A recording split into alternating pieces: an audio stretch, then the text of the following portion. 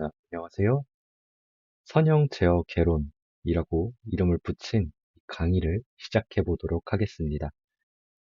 이 강의의 대상은 고등교육을 받은 누구나로 정했고요. 특히 전공 무관으로 모두가 이해할 수 있게끔 하는 게 저의 목표입니다.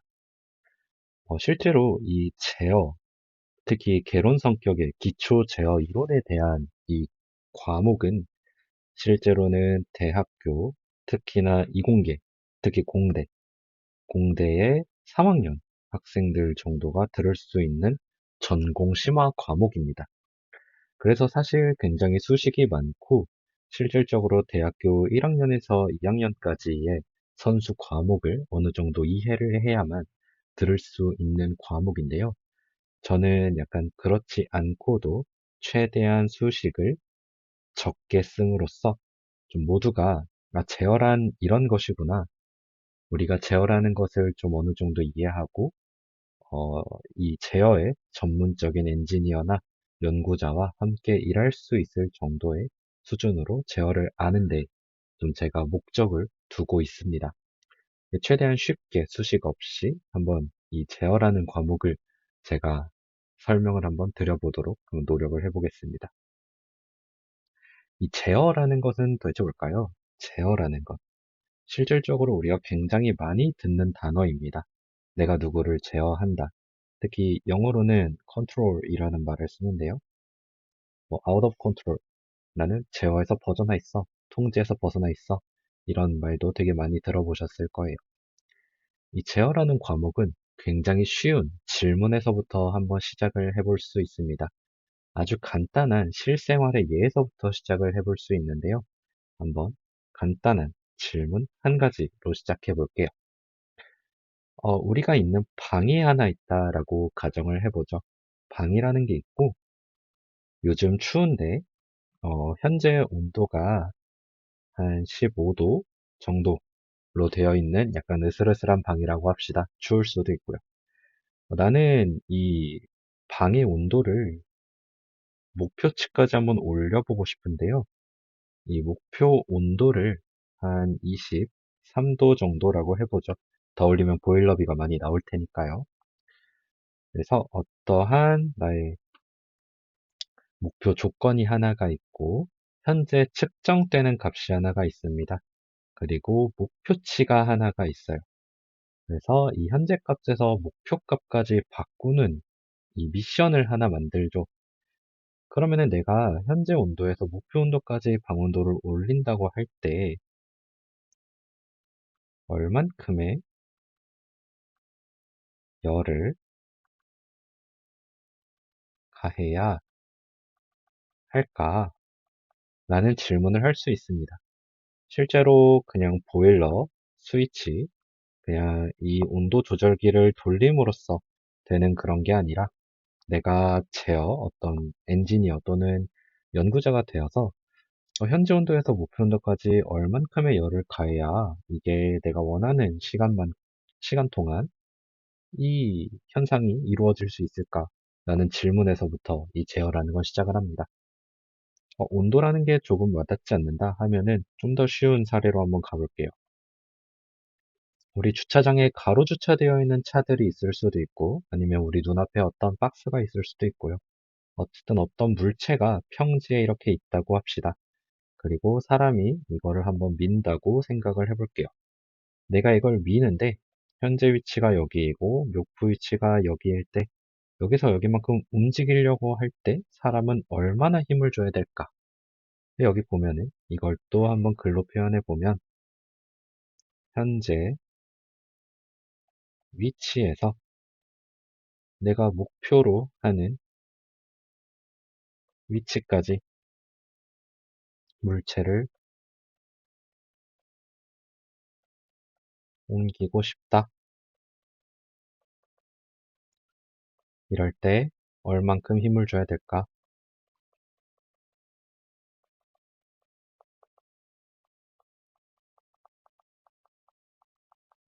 라는 질문을 해볼 수 있죠.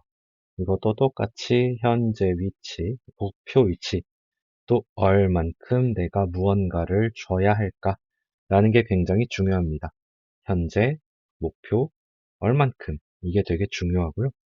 그리고 여기서 굉장히 또 중요한 거는 현재라는 어떠한 것과 목표라는 것이 측정이 가능해야 돼요. 우리 여기 보면은 방에 있던 이 온도 두 개는 우리 온도 센서로 측정이 되고 있겠죠? 우리 건설사에서 집을 만들 때 넣어둔 온도 센서로 정확한 값이 측정이 될 거고, 위치 같은 경우도 뭐 우리가 되게 다양하게 볼 수 있지만, 뭐 자를 대서 재볼 수도 있고, 또는 뭐 눈으로 어렴풋이 짐작을 해볼 수도 있죠. 어쨌든 이 현재와 목표가 모두 측정 가능하고, 또 내가 얼만큼 뭔가를 가한다는 것도 측정이 되는 게 중요합니다.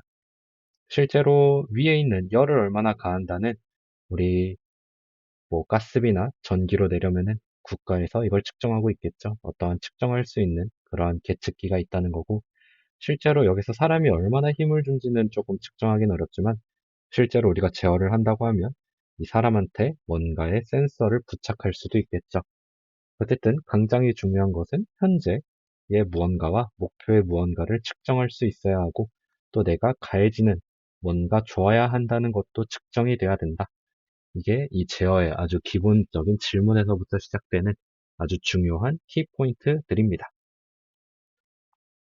자, 그러면 우리가 제어에 대한 어느 정도의 간단한 컨셉은 우리 실생활의 예로부터 잠깐 얘기를 해봤는데, 그러면 내가 제어를 잘 하려면 어떻게 해야 될까? 좀 궁금합니다. 저는 두 가지의 키포인트를 제시를 해보고 싶어요. 첫 번째 키포인트와 두 번째 키포인트를 여기에 한번 적어 볼 생각인데요. 자, 이거는 사실 어디 교과서에 많이 나와 있는 건 아니고, 제가 좀 오랜 기간 이 제어라는 거를 공부해 보면서, 뭐 대가에 비하면 짧겠지만요, 제가 생각했던 두 가지 키포인트입니다. 첫 번째는 입력과 출력 사이의 관계를 알자라는 게 굉장히 중요합니다. 자, 입력과 출력은 영어로 얘기하면은 인풋과 아웃풋이 될 거예요. 뭔가 많이 들어본 것 같죠? 이 둘 사이의 관계를 아는 게 굉장히 중요하다라는 건데요. 또 여기에서 굉장히 중요한 것은 이게 안정한가라는 것도 있습니다. 이 둘 사이의 관계가 안정한가? 안정한가라는 건 뭘까요? 내가 뭔가 입력을 줬을 때, 입력을 키웠을 때 출력이 막 무한대로 가면 안 되겠죠. 또 내가 힘을 안 주고 있는데 얘가 또 막 이상하게 막 움직일 수도 있잖아요. 이러면 안 되겠죠. 가장 쉬운 예는 이런 게 있습니다. 우리 어릴 때부터 막대기를 손바닥 위에 올려서 이걸 세우는 그런 장난을 몇 번 해봤을 거예요. 팔을 움직이면서 이 막대기가 똑바로 설 수 있게 하는 그런 장난인데, 이거는 사람이 머리로 생각해서 여기에 어떤 근육에 신호를 주면서 움직이게 하는 그런 거였죠. 내가 근육의 힘을 만약에 안 줬다고 해볼게요. 근육의 힘을 안 주고 가만히 있다고 했을 때 실제로 이 몽둥이는 넘어져 버리겠죠? 이건 사실 어떻게 보면 굉장히 불안정한 시스템입니다. 내가 힘을 주지 않아도 어느 정도는 버텨줘야 되는데 넘어지거나 떨어지는 일이 발생하는, 어떻게 보면 굉장히 불안정한 시스템일 수 있다. 이런 경우도 있을 수 있습니다. 여기가 평지인데 얼음으로 뒤덮였어요. 얼음. 이 위에 자동차가 있다고 합시다. 사람이 이 가로주차된 자동차를 밀었어요. 빙판이니까 이상하게 날아가겠죠. 빙글빙글 돌아서 다른 차를 칠 수도 있고요. 이런 거를 굉장히 불안정한 시스템이라고도 볼 수 있습니다. 차가 넘어지진 않지만 내가 예측한 대로 움직이지 않는, 어떻게 보면 불안정한 시스템이라고 할 수 있죠.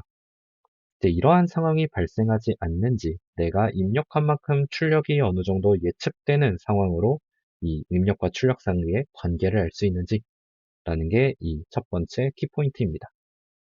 두 번째 키포인트는 뭘까요? 두 번째 키포인트는 입력을 잘 만들자라는 것입니다. 어떻게 보면 이 잘은 N각형 인재입니다. 우리 뭐 육각형 인재라는 뭐 그런 말 할 수 있잖아요. 여기 잘이라는 거에는 굉장히 다양한 다각적인 시선에서 이거를 잘 정의를 해봐야 된다. 저는 여기에 여러 가지 제한 조건이 있다라고 생각을 해요. 가장 중요한 것 중에 하나는 시간이 될 수 있을 것 같습니다. 시간, 어떤 부분에서 중요할까요? 또 아주 쉬운 예시로부터 시작을 해보면 우리 아까 방 온도 뭐 20도씨가 현재 온도인데 얘를 26도씨까지 올리고 싶어요. 근데 내가 출근한 시점부터 퇴근한 시점까지 26도가 올라가줬으면 좋겠어요. 근데 보일러가 고장나서 퇴근 시간을 넘어서 그 다음 날이나 되어야 이게 올라가 버리면 안 되겠죠.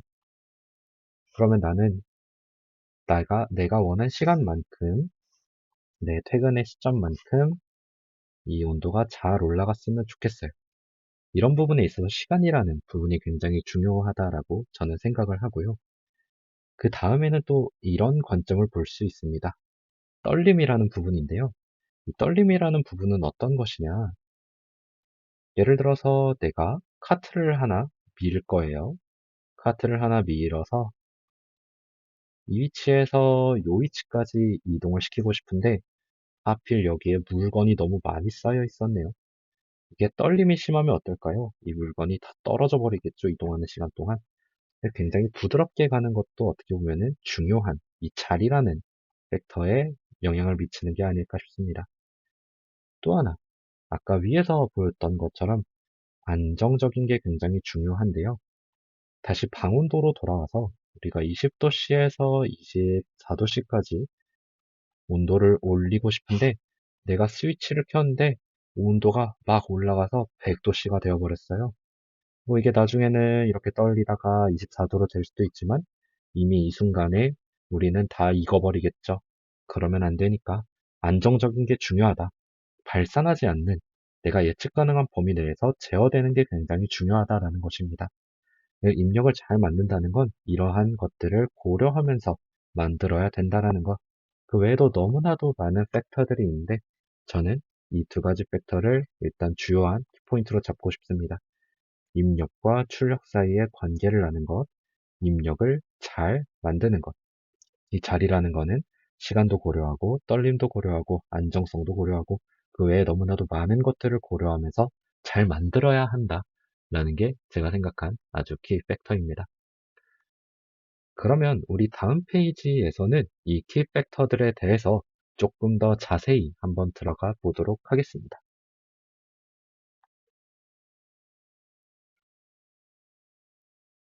우리 첫 번째 키 팩터부터 한번 다시 돌아볼게요. 첫 번째 키 팩터는 입력과 출력 이 사이의 관계를 알아야 한다는 게 굉장히 중요한 거였는데, 자, 그러면은 여기서 물어볼 수 있어요. 관계를 아는 건 중요한데, 어떻게 할까요? 입력과 출력 사이의 관계를 안다는 건 너무나 어려운 일일 것 같아요. 사람 사이의 관계도 알기 어려운데, 입력과 출력 사이의 관계를 도대체 어떻게 할까요? 사실 굉장히 쉬운 방법으로 접근을 한번 해볼 수 있습니다. 너무너무나도 쉬운 예제로부터 한번 시작을 해보려고 하는데요. 또다시 우리 한번 가로 주차되어 있는 차를 밀어보도록 하죠. 살짝 떠 있는데 공중에 있는 건 아니고 지면에 붙어 있다고 생각하시면 됩니다. 여기에서 사람이 이거를 밀 거예요. 자, 여기서 미는 힘은 영어로 force니까 F라고 하고요. 이게 움직이는 거는 얼마큼 움직였냐? distance라는 말에 제일 첫 글자인 D를 한번 써보도록 하겠습니다. 그리고 이 두 힘과 거리라는 이 두 가지 요소는 측정 가능해야 된다라는 게 아까 우리 맨 처음 페이지에서 말했던 것과 같습니다. 측정 가능해야 된다. 그리고 우리 이 강의의 제목이 선형 제어 개론이잖아요. 이 둘 사이의 관계가 선형이라고 가정을 하겠습니다. 여기서 잠깐 선형이라는 것은 아주 간단하게 설명을 하면은 입력과 출력 사이의 관계를 이렇게 그래프로 그렸을 때 원점을 지나는 하나의 직선으로 이루어지는 것을 선형이라고 생각하면 됩니다. 아주 간단한 식으로는 이런 식으로 표현이 될 거예요.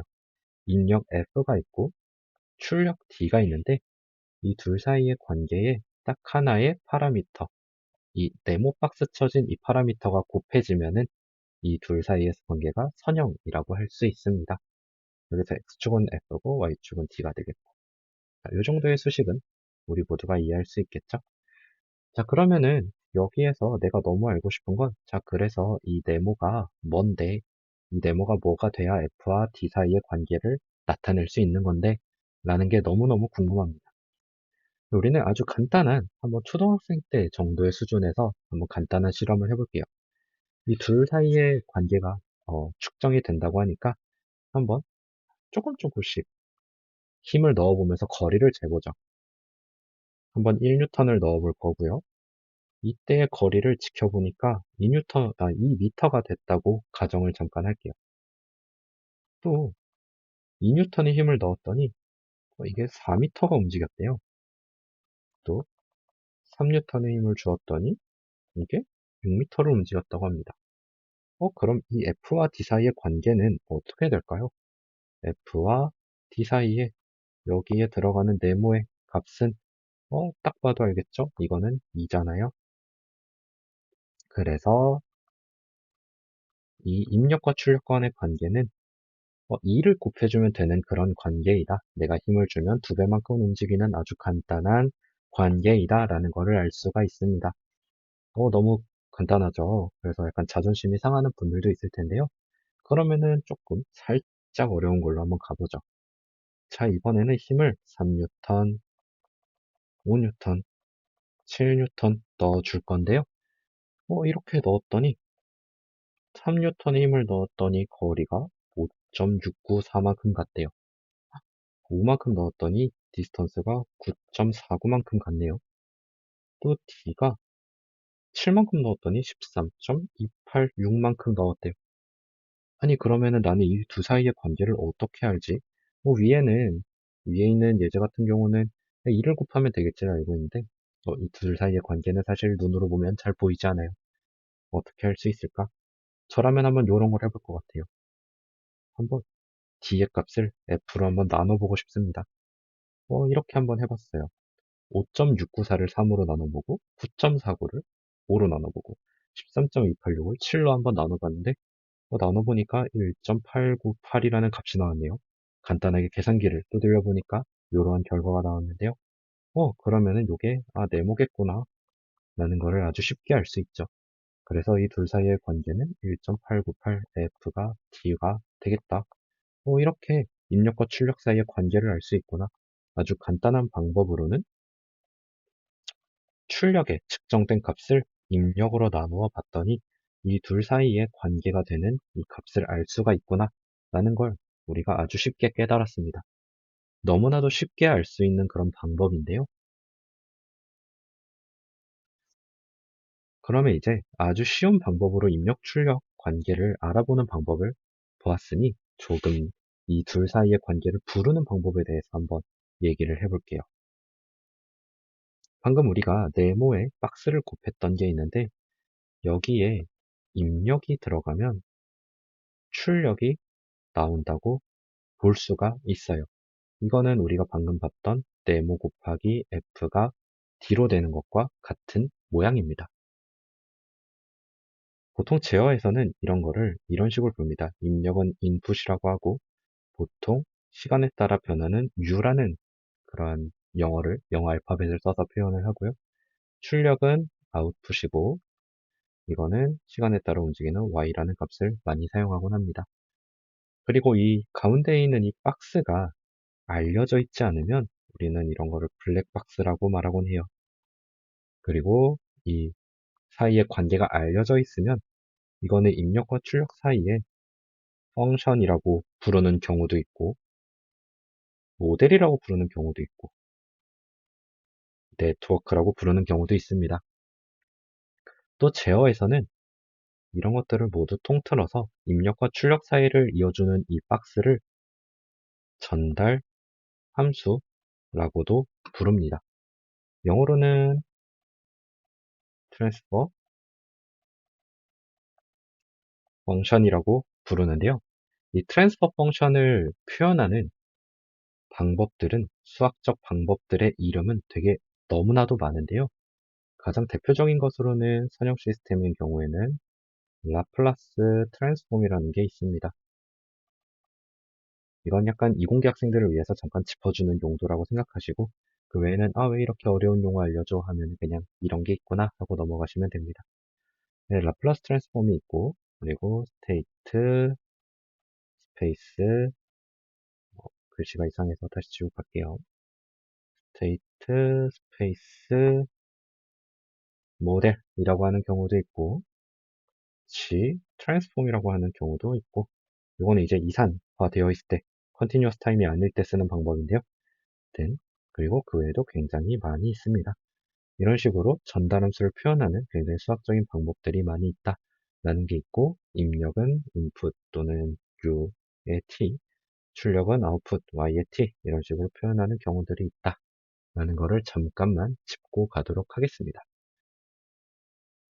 자, 그러면 우리는 이제부터 이 입력과 출력의 관계를 조금 더 고급지게, 조금 더 어려운 문제들에 대해서 한번 표현하는 방법들을 알아볼 건데요. 가장 대표적인 방법으로는 수식을 기반으로 표현하는 방법이 있습니다. 어떻게 보면 널리 알려진 규칙 또는 약속이라고 할 수도 있을 것 같아요. 가장 쉬운 예시는 어떤 게 있을까요? 가장 쉬운 예시는 우리 F는 ma라고 할 수도 있을 것 같아요. 이거는 내가 힘을 주었을 때 얼마의 가속도로 움직이는지를 볼 수가 있는데요. 아까 같은 형태로 본다면은 n분의 1 f가 a가 되는 입력 f를 넣으면 출력 a를 볼 수 있는 그러한 형태가 되겠죠. 실제로 이거를 적분을 해서 가속도를 속도로 만들고 속도를 또 거리로 만들면은 거리와 힘 사이의 관계로 나타낼 수가 있습니다. 보통 이러한 경우에 사실 가장 많이 사용되는 방법이 미분 방정식이 됩니다. 잠깐 이공계 학생들을 위해서 짚고 넘어가면은 이 제어라는 과목을 정말 많은 전공에서 배웁니다. 기계과에서도 배우고 전기전자과에서도 배우고 화학공학과에서도 배우고 건축, 토목 굉장히 수많은 과에서 이 제어라는 과목을 배우는데 그럴 수 있는 이유가 이 수많은 과에서 다루는 시스템들이 이 미분 방정식으로 표현될 수 있기 때문이에요.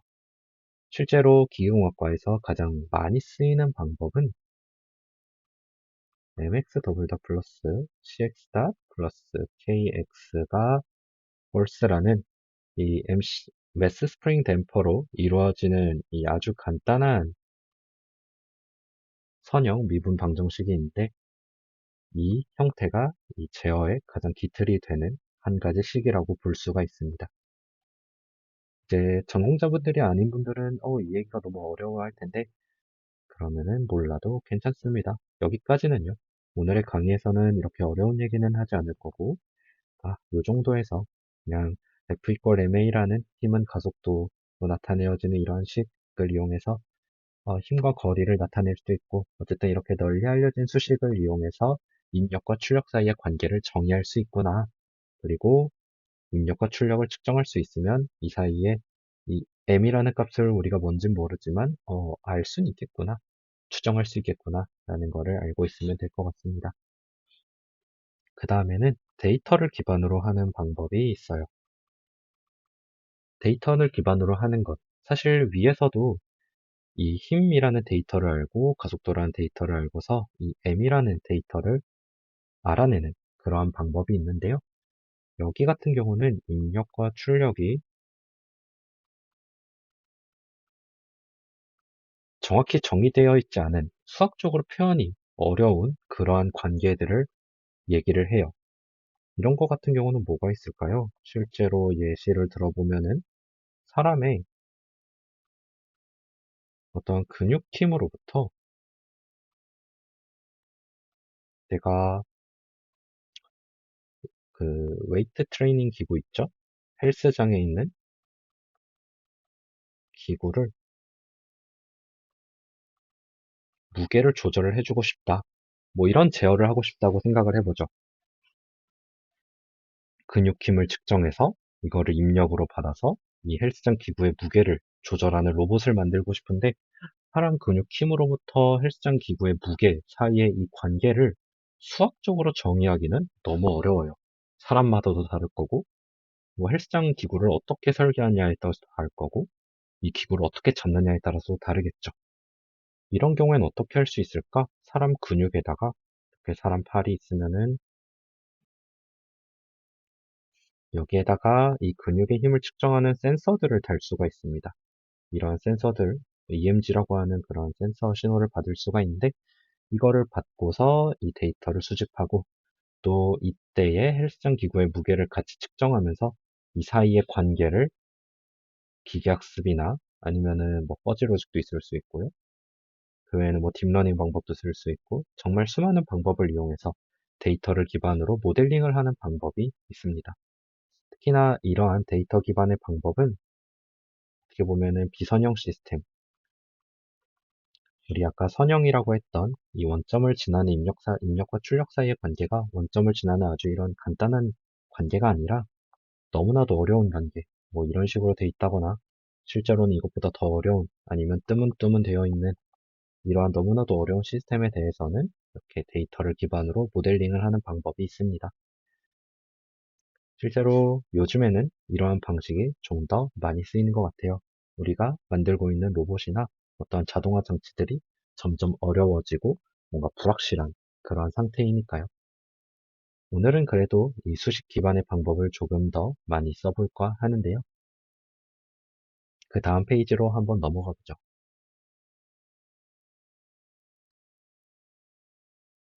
이 수식을 기반으로 입력과 출력 사이의 관계를 알고 싶을 때는 첫 번째로 내가 보는 어떤 시스템에 대한 입력과 출력을 먼저 정의를 하고 두 번째로 수학적으로 표현하고 마지막으로 파라미터를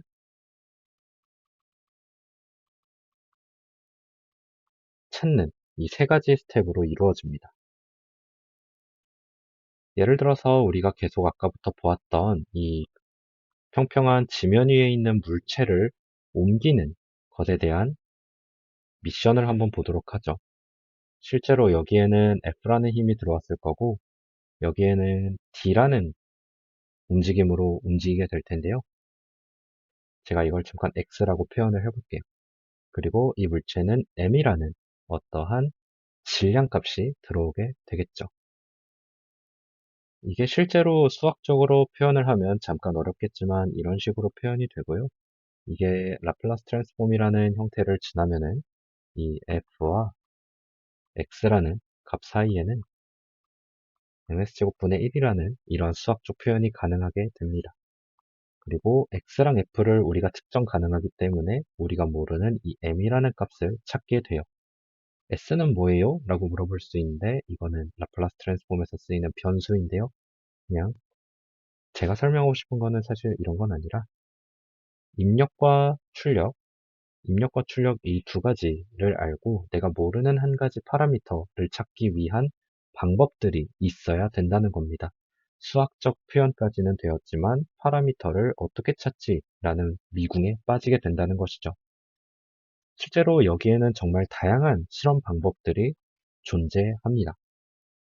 아무렇게나 이 실험을 만들면은 이 m이라는 값을 찾기 어렵겠죠.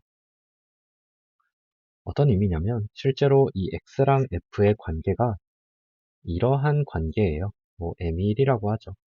근데 내가 실험을 좀 잘못해서 데이터가 이런 식으로 생겨버려서 실제로 이어보니까 이렇게 나와버렸네 라고 생각을 할 수도 있어요. 이러면 이 둘 사이의 간극이 꽤나 크잖아요. 뭐 예를 들어서 m이 0.5가 나왔다고 하죠. 이런 식의 잘못된 실험 결과를 방지하기 위해서 널리 알려진 실험 방법들을 제가 소개를 좀 드려보려고 합니다. 먼저 첫 번째로는 가장 널리 알려진 방법은 타임 리스폰스라는 게 있고요. 두 번째로는 frequency response라는 게 있습니다. 뭐 그 외에도 뭐 리커시브한 메소드 뭐 다양한 게 있는데 아주 기본적인 것만 소개를 한번 드리려고 해요. 자, 타임 리스폰스는 시간에 따른 반응을 보자. 프리퀀시 리스폰스는 주파수에 대한 응답을 보자 라는 것입니다. 타임 리스폰스에 대해서 조금 더 집중해서 들어가 보려고 하는데요. 먼저 여기에는 다양한 방법들이 있습니다. 임펄스 리스폰스라는 방법이 있고요. 또 스템 리스폰스라는 방법이 있고, 이건 잘 쓰진 않지만 그래도 간혹 쓰이는 램프 리스폰스도 있습니다. 이 세 가지는 이름 그대로 입력을 어떻게 주느냐에 대한 것인데요.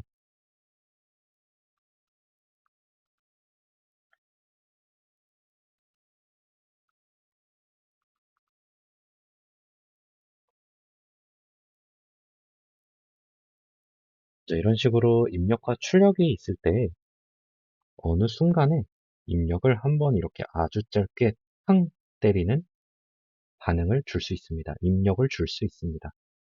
이런 식으로 입력을 한순간 탕 주게 되면 이 순간에서부터 출력은 대체로 이러한 형상을 지니게 되는데요. 또는 이렇지 않고 쭉 올라갔다 그대로 유지하는 그런 경우도 있습니다. 첫 번째로 이런 식으로 유지되는 그러한 명상은 어떤 게 있냐면 우리가 이렇게 바퀴 달린 카트에다가 사람이 힘을 줄 건데 그냥 한번 탁 밀고 마는 거예요. 한번 탁 밀고 나면은 얘가 살짝 움직이다가 여기에 딱 멈춰버리는 그러한 양상을 보일 거고요. 그렇지 않고 아까 맨 처음 보여드렸던 것처럼 한번 이렇게 쭉 올라갔다가 쭉 떨어지는 양상은 어떤 거냐면은 이런 식으로 한 줄에 달린 어떠한 동그란 진자가 있다고 할 때 얘를 한번 살짝 통 치면 여기까지 쑥 올라왔다가 다시 여기로 중력에 의해서 내려오겠죠. 이러한 상황이 여기 밑에 보이는 파란색 그래프와 같다라고 볼 수 있겠습니다. 이런 식으로 잠깐 한번 힘을 줬다가 많은 이러한 입력을 줘서 출력의 변화를 보는 게 impulse response, 시간에 따른 변화를 보는 거고요. 똑같이 스템 리스폰스는 어떤 것이냐? 이것도 똑같이 입력을 어떻게 정의하냐는 것인데요. 이거는 순간적으로 한번 힘을 쭉 줘보는 겁니다. 이런 경우에는 보통 계속 힘을 받기 때문에 이 아웃풋이 대체로 이렇게 쭉 증가하는 양상을 보일 건데요. 이건 어떤 것이냐? 사람이 이 카트를 계속 밀고 가는 거라고 보면 됩니다. 이 일정한 힘을 계속 주는 거기 때문에 이 카트는 계속해서 움직이겠죠.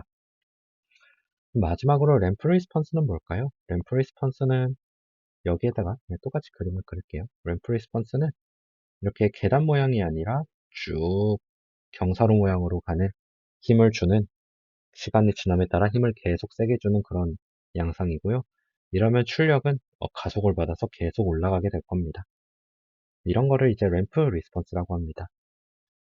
요약을 하면 이 타임 리스폰스는 이 시간에 따른 반응을 보는 것이고 시간에 따라서 내가 어떠한 힘을 주냐에 따라서 이름이 약간 달라지고 그에 따른 양상도 달라지는 하지만 이런 식으로 이 내가 갖고 있는 어떠한 시스템의 입력과 출력 사이 관계를 알아볼 수 있는 그러한 실험 방법들을 알려줍니다. 그래서 한순간에 잠깐 힘만 줬다마는 거를 impulse response, 계단식의 힘을 주는 걸 스템 response, 경사로로 가는 힘을 준 거를 램프 response, 이런 식으로 말을 합니다.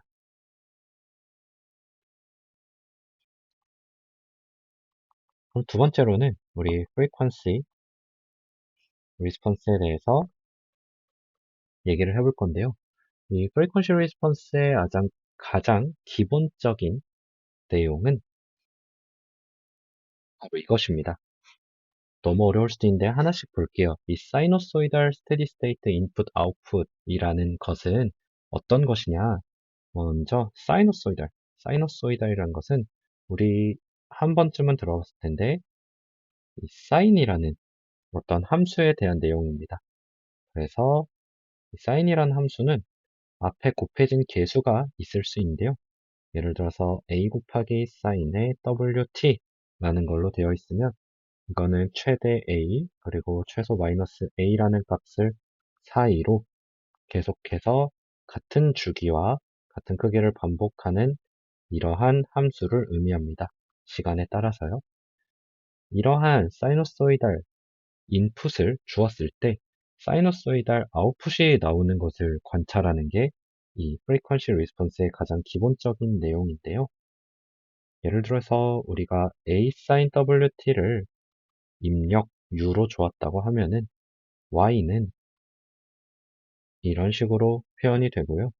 실제로 그래프를 그려보면은 이런 식으로 나타날 걸로 예상을 해볼 수가 있습니다. 알파부터 마이너스 알파까지의 값 사이에서 계속해서 진동을 할 건데 이게 처음에는 힘을 받으면은 대체로는 뭐 더 많이 움직였다가 점점 하나의 파형으로 가는 경우도 있고 혹은 조금 안 움직이다가 이렇게 따라가는 경우도 있고 굉장히 다양합니다.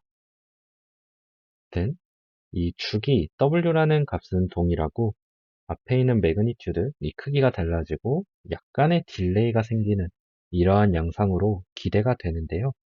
이러한 관계를 보는 게 사이너소이달 스테디 스테이트 인풋 아웃풋이고 이 스테디 스테이트라는 것은 제가 여기에 그린 것처럼 시간이 굉장히 오래 지남에 따라서 여기에 있는 이 알파 곱하기 사인 WT 플러스 파이라는 형태가 될 때까지 오랜 기간 지켜봐야 된다라는 뜻에서 스테디 스테이트라는 말이 들어갑니다. 처음에는 약간 다르다가 나중에는 결국 한 가지로 수렴을 하게 되는 게 이 선형 시스템의 특징이거든요. 그래서 이러한 관계를 보는 것이 프리퀀시 리스폰스의 제일 첫 번째 실험 방법이고 실제로 여기에서부터는 어떠한 그래프를 그려볼 수 있냐면 여기에 있는 이 W를 바꿔보면서 그리고 매그니튜드도 조금씩 바꿔보면서 매그니튜드라고 하면은 이 부분인데요. 조금씩 바꿔보면서 여기에 실험 데이터를 한번 찍어 볼 수가 있습니다. 여기에 이런 식으로 그림을 그려볼 수 있게끔 하는 것인데요. 굉장히 많은 기계 시스템은 이러한 모습을 갖게 되는데요. 뭐 이것도 굉장히 다양합니다. 너무나도 다양한데 예를 들어서 이러한 모양을 갖게 되는 것을 알고 이걸 통해서 우리가 파라미터, 아까 맨 처음에 파라미터를 찾아야 된다고 했었는데 파라미터를 찾는 과정을 알 수가 있어요. 이러한 그래프를 보드 플롯이라고 부르는데요. 이 보드 플롯을 통해서 우리 시스템의 입력과 출력 사이의 관계를 알 수가 있다라는 건데 이거는 사실 설명하려면 굉장히 내용이 많습니다. 이게 뭐 딜레이가 생긴다. 어느 정도 입력을 줬을 때 딜레이가 생긴다. 뭐 이 시스템의 어떤 밴드위스는 얼마이다.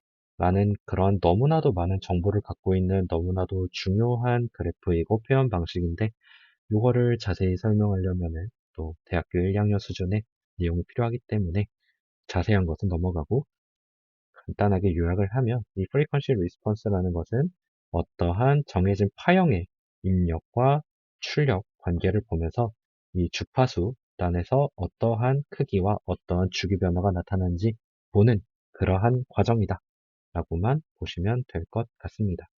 그래서 이 보디 플랫이라는 것을 그리게 되면 입력 출력 사이에 어떠한 관계를 파악하는데 너무나도 좋은 정보로서 남는다 라는 거를 알고 계시면 될 것 같습니다. 자, 여기까지의 내용이 아까 우리 맨 처음에 봤었던 두 가지 키포인트가 있죠. 두 가지 키포인트 중에서 첫 번째 키포인트에 대한 내용을 알아본 것입니다. 자, 그러면 우리가 첫 번째 키포인트, 입력과 출력 사이의 관계를 알았다. 자, 내가 입력을 줬을 때 안정하다는 걸 알았고, 입력을 어느 정도 주면, 힘을 어느 정도 주면 몇 미터 정도 가는지 대충 알았다. 라는 걸 알았습니다. 자, 그러면 우리가 이제 목표치까지 이 시스템을 움직이게 하거나 온도를 높이고 싶다고 할 때 입력을 어떻게 잘 만드는지에 대해서 또 짚어보도록 하겠습니다. 자, 지금부터는 입력을 잘 만드는 법에 대해서 한번 보려고 합니다.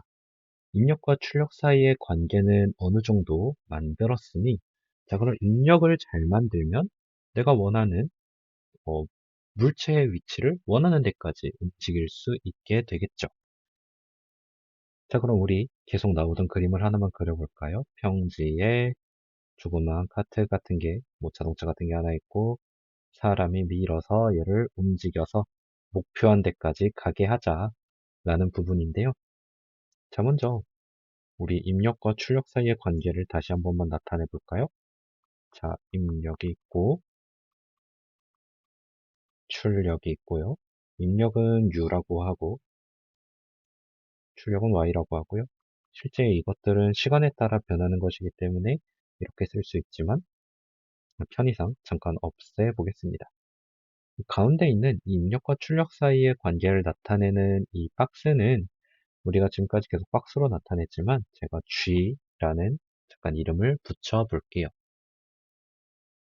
그러면은 우리가 맨 처음에 이런 얘기를 했었어요. 우리가 이 입력과 출력 사이의 관계 G라고 하는 친구는 사실 입력분의 출력으로 해서 구할 수 있다. 어느 정도 추정을 할 수 있다라고 했었는데요. 근데 조금 그런 부분이 있어요. 그래서 우리가 아까 배웠던 어떤 다양한 방법으로 이 입력과 출력 사이의 관계를 예측하는 게 과연 얼마나 정확하지? 라는 궁금증을 갖게 될 수 있어요.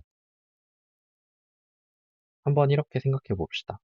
자, 위에 있는 이 출력 Y가 있는데요. 이 출력 Y를 내가 물체의 현재 위치라고 한번 해볼게요. Y가요. 그리고 Y 밑에 D를 하나 붙인 거, 이 D는 desired D인데요. 이거는 물체의 목표 위치라고 해봅시다. 뭐 그림으로 그려보면 이런 식으로 그릴 수 있을 것 같아요. 물체가 현재 평지에 뭐 이런 식으로 있는데 현재 있는 위치가 Y이고 내가 가고 싶은 위치가 YD다. 그리고 여기에 힘을 U라는 힘을 주면은 얘가 저기까지 가겠다. 라는 이런 문제를 세워볼 수 있는데 내가 U를 줬을 때 이 물체가 Y만큼 움직이는데 이게 얼마나 정확한지에 대해서 사실 조금 신뢰가 떨어질 수 있어요. 왜냐면 여기에는 마찰도 있을 수 있고 혹시 모르는 경사가 있을 수도 있고 뭐 돌 같은 게 있었을 수도 있고 너무나도 많은 파라미터들이 있기 때문에 실제로는 내가 구한 이 준 힘과 이동한 위치에 대한 이 관계가 정확하지 않을 수도 있다. 그래서 내가 힘을 줬어요. 힘을 줬는데 움직인 이 거리를 100% 예측하기가 좀 어렵다는 게 문제입니다. 이걸 식으로 나타내보면 이런 거가 될 것 같아요. y가 g 곱하기 u가 될 텐데 이러한 관계에서 내가 u를 1만큼 줬을 때 얘가 2만큼 간다고 g를 2라고 예측을 했었는데 실제로는 2가 아니라 3.5였을 수도 있어요. 그러면은 내가 1만큼 힘을 줬는데 실제로는 3.5만큼 가버렸으니까 내가 예측한 값과 실제 값이 달라져 버릴 수가 있는 거죠. 이렇게 되면은 내가 힘을 얼마를 줘야 될지 정확하게 알기가 어려워요. 그래서 우리는 그냥 이렇게 완전히 내가 예측한 이 모델에 완전히 신뢰를 하지 말고 얘를 100% 믿기는 어려우니 조금은 다른 방식으로 접근을 해보기로 합니다. 자, 여기까지의 딱 요러한 모습 있죠? 이 요러한 모습이라고 하면은 입력에서부터 출력까지 딱 요 관계. 내가 이 사이에 입력과 출력 사이의 관계만을 갖고서 얼만큼 힘을 주면은 얼만큼 이동하겠다 라고만 본 딱 이러한 시스템을 정의하는 말이 있습니다. 우리는 이런 시스템을 오픈 루프 시스템이라고 불러요. 오픈 루프, 열려있다 라는 시스템이고, 우리는 이거를 이제 닫음으로써 클로스드 루 시스템으로 만들면서 여기에서 있었던 이 정확하지 않은 입력과 출력 사이의 관계를 이겨내는 방법을 한번 찾아볼 거예요. 자, 어떻게 하느냐? 계속해서 이 챕터의 목표는 입력을 잘 만들자라는 주제로 계속 얘기를 하고 있고요. 입력과 출력 간의 관계만을 갖고서 얘기를 하던 거를 한번 우리는 닫아볼 거예요. 이거를 오픈루프 시스템이라고만 했고요. 딱 요게 오픈루프 시스템이었는데, 자, 요거를 어떻게 바꿔볼 것이냐? 잠깐 꼬리를 조금 길게 바꿔볼게요. 꼬리를 길게 바꿔서, 자, 먼저 이 y의 값을, 이 출력을 한번 앞으로 쭉 끄집어 당겨 볼 거예요. 쭉 끄집어 당기고 더하기 빼기를 하나 넣고, 여기에 우리 아까 목표치를 y의 desired, y의 d라고 하기로 했죠. 이 둘 사이에 뭔가 이런 걸 만들어서 여기에 또 새로운 블록을 만들어서 입력을 새로 만들어 줄 거예요. 여기에다가는, 이 블럭에다가는 C라는 이름을 붙여보고, 이 앞에 있는 화살표에는 E라는 이름을 붙여보도록 하죠. 자, 우리는 이러한 시스템, 지금 이렇게 만들어진 시스템을 closed loop 시스템 또는 feedback 시스템이라고 부를 거예요. 사실 결론부터 이야기한 꼴이 되었는데요. 그럼 우리가 이 옆에 있는 모양에 대해서 한번 하나씩 얘기를 해보려고 할 거예요. 자, 여기에서 우리가 이런 짓을 왜 했냐? 왜 이런 짓을 하게 되었냐는 입력, 출력 사이 관계가 부정확하다. 우리가 앞에서 정말 수많은 방법을 이용해서 이 관계를 알아보려고 했으나 실제로는 여기에 부정확한 게 있어서 내가 입력을 어떻게 아무리 잘 만들어도 출력이 그만큼 따라오지 못할 수도 있다. 라는 것 때문에 바라보는 관점을 조금 다르게 해보기로 했습니다. 자, 여기에서부터는 관점을 어디로 둘 것이냐? 자, 포커스를 어디로 둘 것이냐라고 보면은 바로 목표치와 현재 위치 사이의 차이입니다. 우리는 이거를 이 에러라고, 한글로는 오차라고 부르기로 했어요. 이게 어떤 의미냐면은, 자, 이 상자를 여기까지 옮길 건데 현재 위치가 y이고 목표치가 yd예요.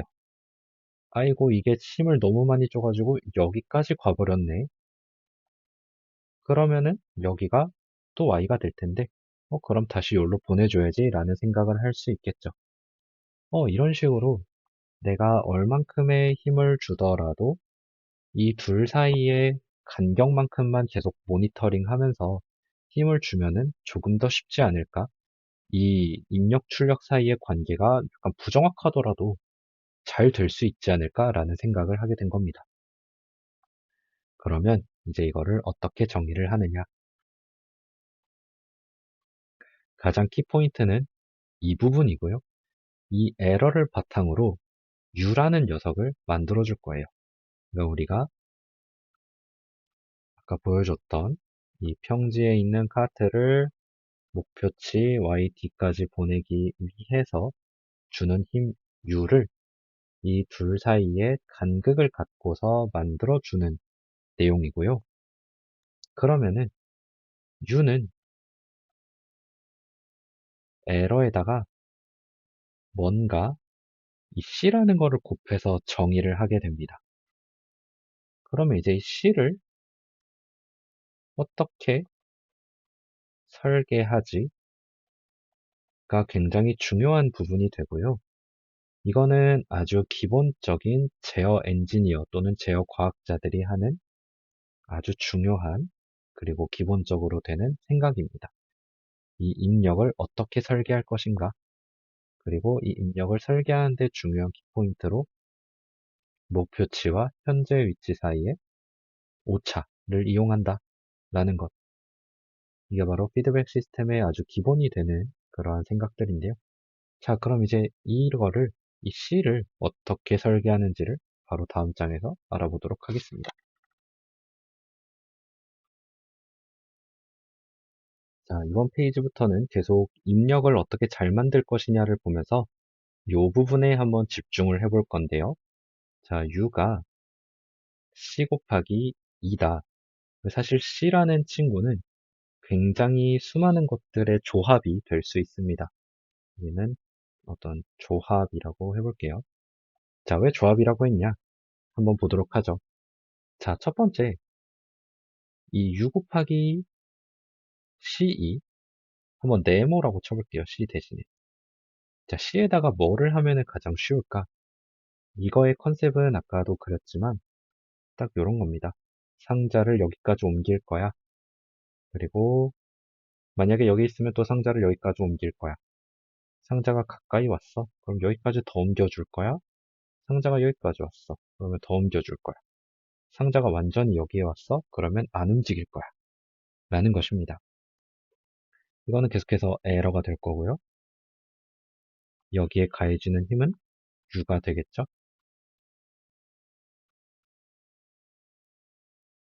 자, 그러면은 이 네모를 어떻게 정의하면 이 오른쪽에 보이는 이 그림을 구현할 수 있을까요? 가장 쉬운 방법은 이 에러의 크기만큼을 인식해서 곱해주는 겁니다. 에러가 크면 U도 같이 커지고 에러가 작으면은 U도 같이 작아지면 되겠죠. 그래서 여기에다가는 가장 쉽게 P라는 거를 하나 곱해줄 거예요. 이 P라는 게 뭐냐? 그냥 실수 숫자입니다. 이왕이면 0보다 큰 게 좋고요. 양의 실수라고 할까요? 양의 실수가 되는 거는 예를 들어서 뭐 0.1이 될 수도 있고 0.001이 될 수도 있고 1이 될 수도 있고 2가 될 수도 있고 10이 될 수도 있고 100이 될 수도 있고 굉장히 다양한 이런 숫자들의 조합을 말합니다. 개수라고 볼 수도 있고요. 어떤 파라미터라고 볼 수도 있겠습니다. 이러한 숫자를 곱해주는 방법, 바로 이런 방법을 보통 P 컨트롤러 또는 P 제어기라고 부릅니다. 그리고 비례 제어라고도 해요. 오차값에 비례하게 입력을 만들어준다. 오차값에 비례하게 힘을 주게끔 만든다. 이런 내용입니다. 그런데 이게 물리학적으로 보면은 되게 재밌어요. 왜냐하면 이게 스프링의 공식과 완전히 똑같아 버립니다. 스프링의 공식이란 또 무엇이냐? 바로 이렇게 볼 수 있는데요.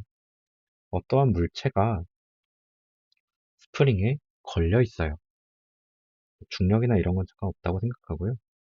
이 스프링의 상수가 K라고 하고 이 둘 사이의 거리를 E라고 하고, 이 스프링으로 인해서 물체에 걸리는 힘을 F라고 하면은, 이 F가 K 곱하기 이 거리만큼의 힘을 갖게 됩니다. 자, 힘과 에러가 있고 어떠한 상수가 곱해지는 거죠. 하필 여기도 이러한 형태로 갖고 있네요. 자, 이게 무슨 의미냐?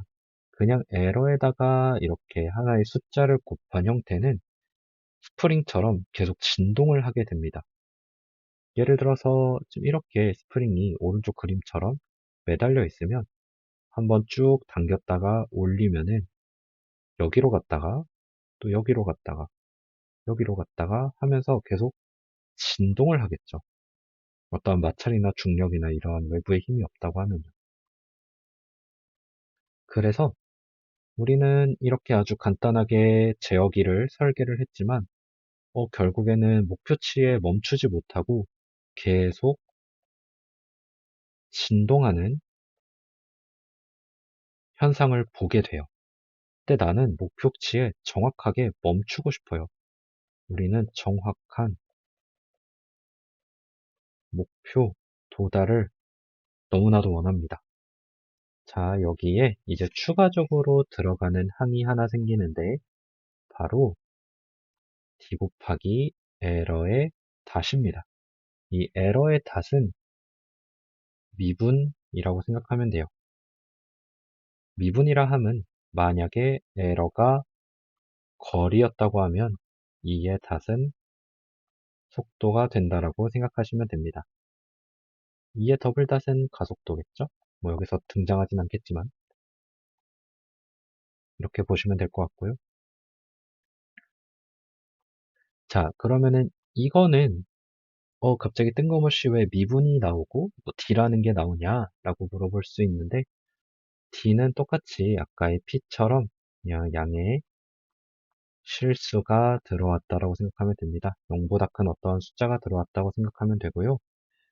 자, 이 D의 에러 다시 어떠한 물리 법칙을 갖냐면은 이 친구는 하필 마찰 또는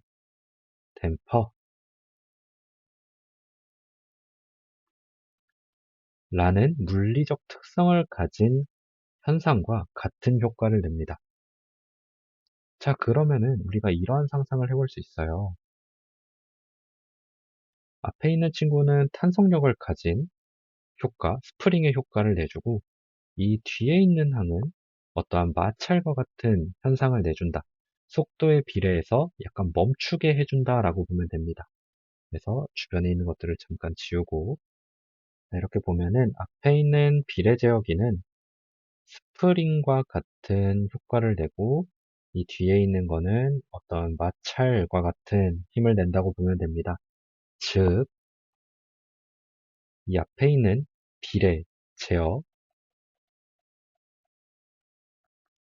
하는 거는 목표에 가깝게 도달하게끔 해주는 역할을 하고요.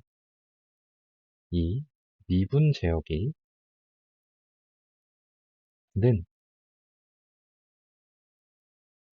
비례 제어로 인한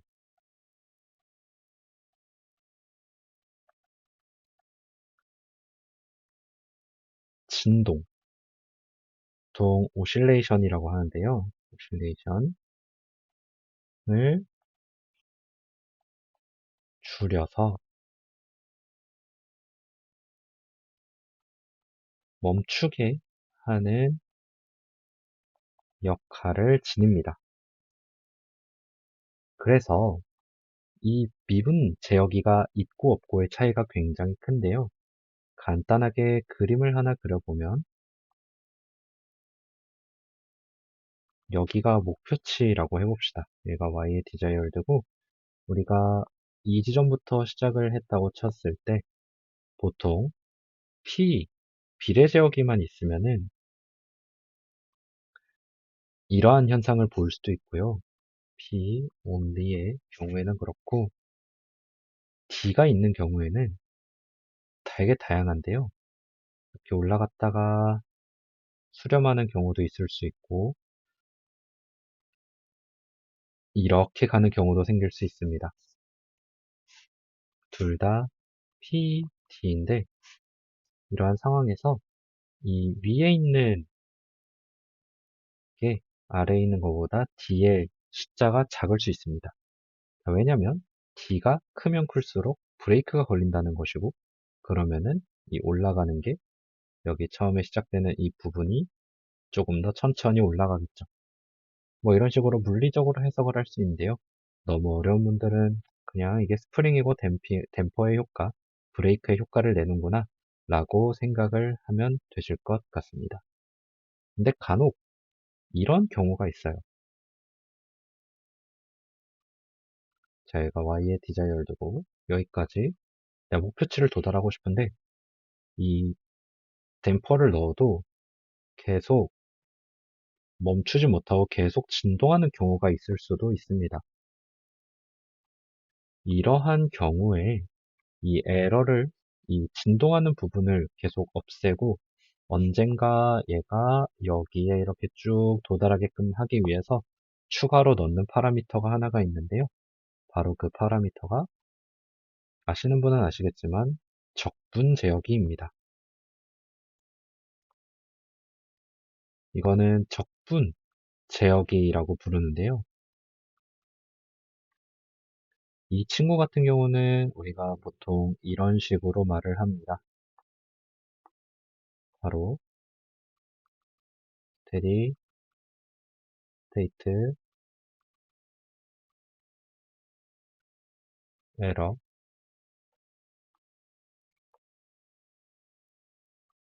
를 줄이는 역할을 한다고 합니다. 이게 어떠한 원리냐면 이제 적분이라는 게 쌓아 올리는 그러한 수학적 의미를 갖고 있잖아요. 쌓아 올린다라는 수학적 의미를 갖고 있어서 이 부분을 클로즈업해서 한번 보면은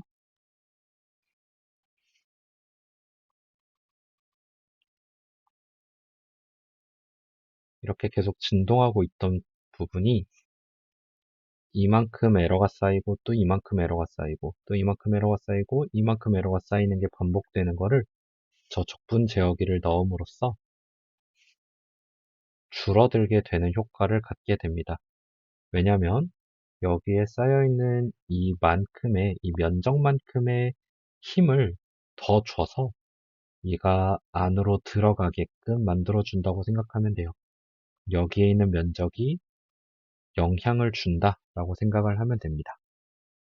U에 C와 E가 곱해지는 부분에서 이 부분을 더 풀었어 가지고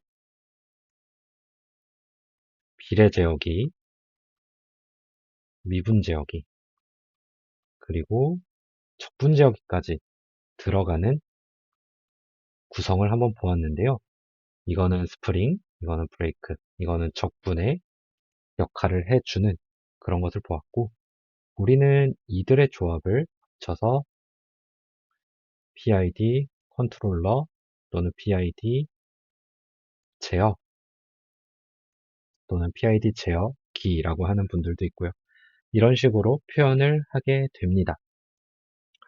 이 제어기가 가장 기본이 되는 제어기이고요. 너무나도 강인하고 너무나도 잘 짰을 경우 안정성이 있는 그런 제어기 때문에 널리 사용되고 있습니다. 실제로 이 P와 D와 I, 이 파라미터들의 게인이라고도 하는데요. 이들의 숫자를 잘 조절하는 것만으로 제어가 잘 되기 때문에 널리 사용되는 아주 좋은 제어기라고 보시면 됩니다. 물론 이것도 단점이 있기 때문에 그 외에 뭐 외랑관 측자나 리더버드 제어기나 되게 다양한 것들이 첨가되기는 합니다. 자, 그러면은 거의 다 왔는데요. 이제 이 제어기에 대해서 너무 좋은 건 뭐 제가 뭐 몇 번 말씀을 드렸으니 잘 알겠는데, 자, 그러면 여기에 이 P와 D와 I라고 하는 이 개수 또는 개인 이라고 하는 이 파라미터는 어떻게 결정을 하는가가 너무나도 중요한데요. 여기에서는 다양한 방법들이 있습니다. 실험적으로 하는 방법이 있고요. 이론적으로 하는 방법이 있습니다. 뭐, 어느 방법이든 다 이렇게 다 접근을 하겠지만요. 실험적으로는 약간의 노하우가 있습니다. 사실 내 시스템이 뭔지 아예 모르는 상태에서 조금씩 시뮬레이션을 하면서 해보는 방법인데요. 가장 쉬운 방법은 먼저 비례 제어기의 개수를 어느 정도 높입니다. 그래가지고 목표치 근처에서 이 비례 제어기를 높이다 보면은 처음에는 이런 식으로 출력이 움직이다가 나중에는 점점점 올라가면서 이런 식으로 진동하는 것을 볼 수 있을 텐데요. 이 진동하는 것, 우리 목표치 근처에서 진동하는 것까지 한번 본 다음에 이제 D 게인을 살짝 높이면서 P 게인을 낮춰보는 방법을 접근을 해봅니다. 그렇게 하다 보면은 어느 순간에 이 목표치 완전 근처에서 조금씩 움직이는 것을 볼 수 있어요. 뭐 이거는 약간 개인 기호가 있겠지만 조금 더 빠르게 올라가서 진동하는 걸 보고 싶을 수도 있고 그냥 느리게 천천히 가는 걸 보고 싶을 수도 있습니다. 이렇게 하면서 진행을 할 수 있고 그 다음에 이제 i 제어, 적분 제어의 개인을 올릴 수 있는데 실제로는 i 제어를 안 쓰는 경우도 많이 있습니다. 특히 이렇게 어떠한 목표치, 정해진 상수의 목표치로 가는 게 아니라 계속해서 뭔가 움직인다거나, 뭐 예를 들어서 로봇이 계속 작업을 해야 된다, 연속적으로 움직여야 되는 경우에는 아이제어기가 안 맞을 수도 있습니다. 근데 이런 식으로 실험적으로 찾아가는 방법이 있고, 이제 이론적으로 접근하는 방법이 있는데요. 먼저 첫 번째는 루트 로커스라는 게 있습니다. 이제 루트 로커스, 어떤 폴의 위치에 따라서 시스템이 어떻게 응답하는지를 보는 건데요. 단점이라고 하면은 이건 P게인을 설계하는 데만 쓸 수밖에 없지만 그래도 시스템의 안정성을 같이 고려하면서 볼 수 있다는 점에서 굉장히 널리 쓰여왔던 방법입니다. 그리고 그 다음 방법으로는 이제 풀 제로 어사인먼트라고 있습니다. 굉장히 중요한 방법인데요. 이 시스템의 폴과 제로의 위치를 보면서 응답 특성을 보고 발산하진 않는지, 너무 진동하진 않는지 보는 아주 기초적인 방법입니다. 그 외에는 이제 나이키스트 스테빌리티 크리테리언이라는 방법이 있는데요. 이제 이거 같은 경우는 frequency response, 우리 보디 플롯을 이용해서 보는 방법인데 먼저 나이키스트 스테빌리티, 이제 나이키스트 플롯을 이용해서 스테빌리티를 판별하고 이걸 통해서 또 보디 플롯 또는 밴드위스를 볼 수 있는 방법들도 있습니다. 기초적으로 보디 플롯과 밴드위스 그리고 스테빌리티 마진까지 같이 고려하면서 설계하는 방법이라서 이 또한 굉장히 중요한 방법 중에 하나입니다. 사실 이 외에도 정말 다양한 방법들이 많이 있는데요. 사실 보통 여기까지의 이 수많은 내용들이 보통 한 학기 제어 과목에서 가르치는 내용이고 이것들을 모두 마스터했다, 공부를 했다라고 하면은 또 어떤 툴박스들이나 라이브러리들을 이용해서 시뮬레이션하고 실험해보면서 익히고 실제 시스템에 적용해보는 것까지 해볼 수가 있게 되겠습니다. 우리가 지금까지 배운 거는 입력과 출력 간의 관계이지만 실제로 이 입력을 넣는 과정에서 디스터번스, 외란이라는 게 추가되기도 하고요. 그리고 이 결과값을 측정하는 데에서 또 노이즈가 들어오는 부분도 있습니다. 그래서 사실은 여기에 이 노이즈를 제거하는 필터를 쓰기도 하고요. 그리고 뭐, 다양한 방법이 있겠지만, 내가 목표치로 향하는 이 부분에서 또 다른 제어기를 넣는 피드포워드 제어기도 있고요. 이 외랑간 측자를 이용해서 만드는 디스터번스 옵저버라는 방법도 있습니다. 그러한 방법도 있고요. 그래서 굉장히 다양한 방법들이 존재를 하는데, 이러한 것들은 사실 조금 대학원 과정까지는 가야 배울 수 있는 그러한 내용들이고요. 실제로는 보통 요 정도까지 알면은 그래도 이런 게 제어구나 라고 할 수 있겠습니다. 실제로 제가 되게 많이 듣는 질문 중에 이런 것도 있어요. 뭐, 통신, 이런 것도 제어냐? 또는 저 Y desired를 설계하는 거, 보통 trajectory generation 하는 이런 것도 제어냐? 아니면은 뭐 내가 UI를 이용해서 로봇을 움직이는데 이것도 제어냐? 도대체 제어의 범위가 어디까지냐? 라고 물어볼 수 있는데 저는 이렇게 생각합니다. 입력과 출력을 정의하고 어떠한 시스템을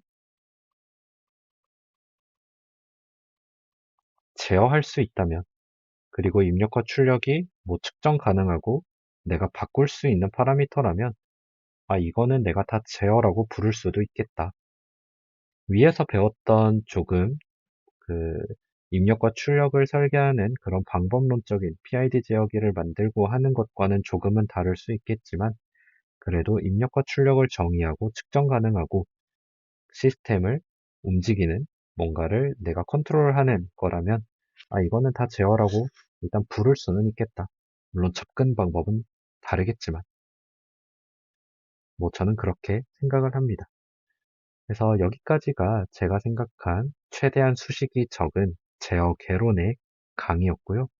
조금 더 자세히 더 깊은 것들을 보고 싶다면 정말 수많은 강좌가 있고 제가 올려놓은 강좌들도 있긴 한데 그런 것들을 한번 참고해 보시면 좀 더 딥하게 들어갈 수 있을 것 같습니다.